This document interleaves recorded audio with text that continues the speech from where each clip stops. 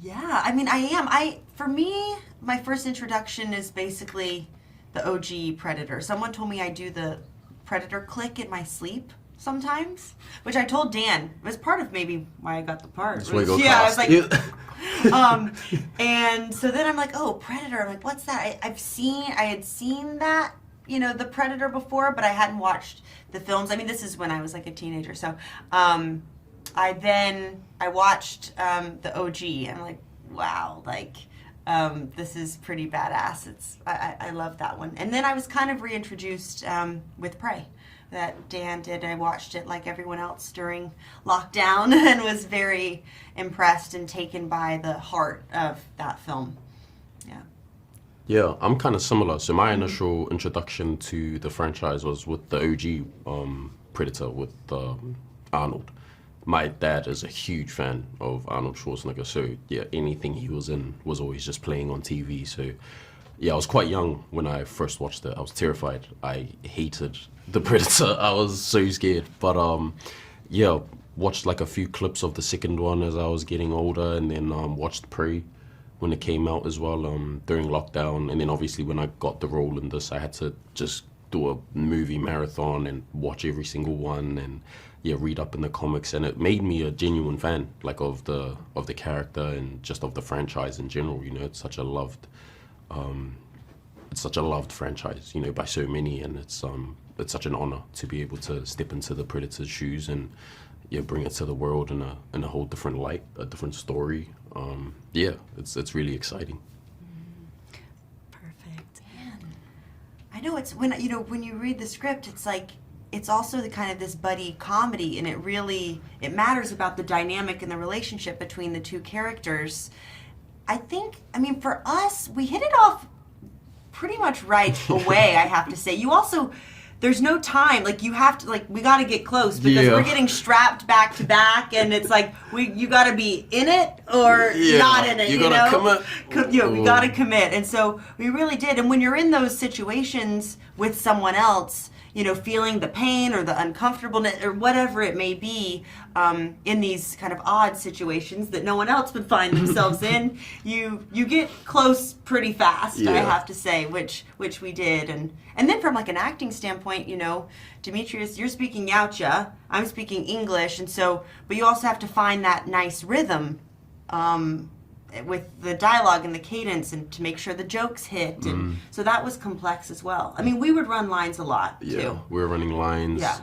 It was, I think as well, because it was a difficult kind of shoot to get through, like shooting on location, it comes with its challenges, and being in our harnesses and being strapped up together, it's not the most comfortable place to be, but I think because of how difficult it was, it forced us to kind of trust each other and lean on each other a little bit, make sure that both of us felt supported.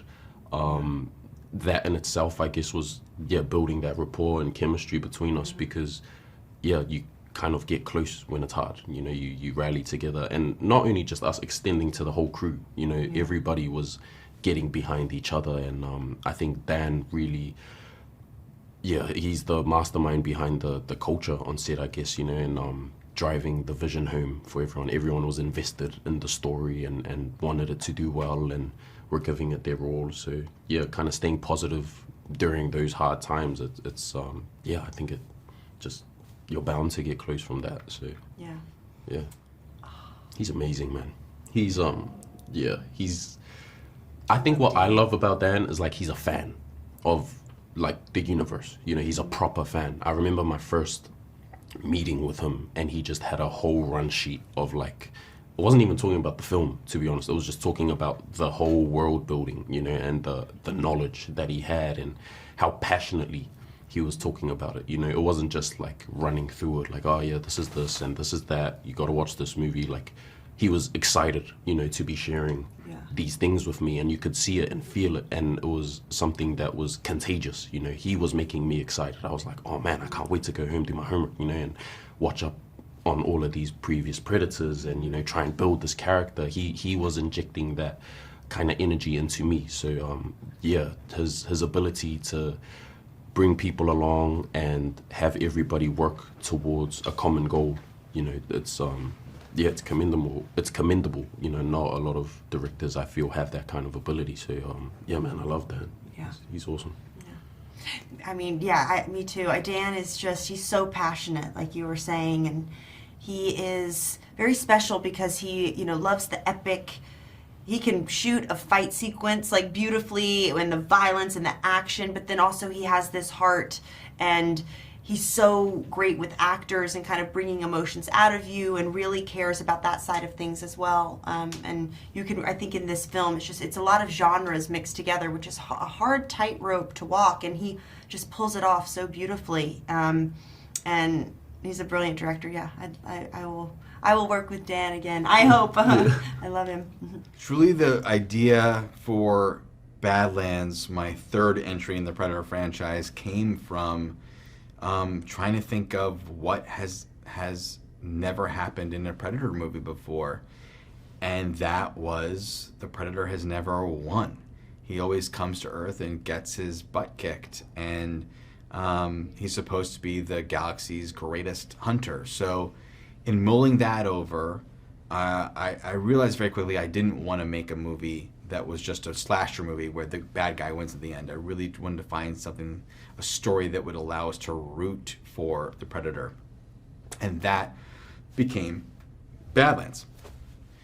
When I first, I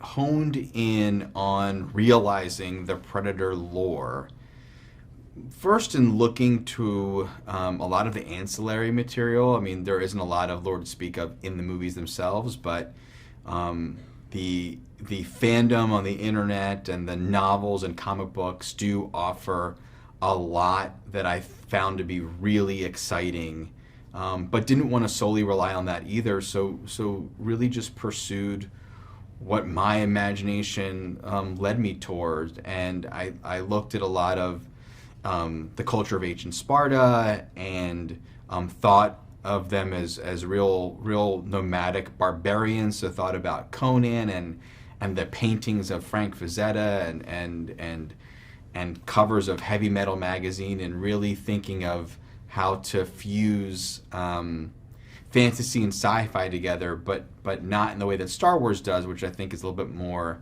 feudal and medieval fantasy, and really looking at the more sword and sandals kind of fantasy with sci-fi. Britton Watkins developed the entire Yautja language from the ground up.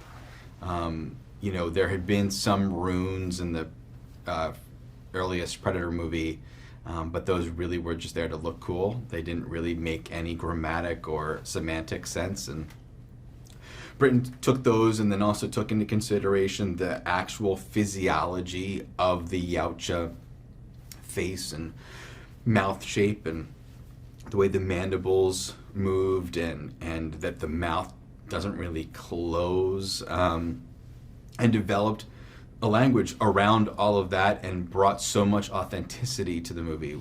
The previous installments of the franchise that I made all investigate different cultures, and with Britain's help, we were really able to make the Yautja themselves a culture that we were almost archaeologically digging up and portraying.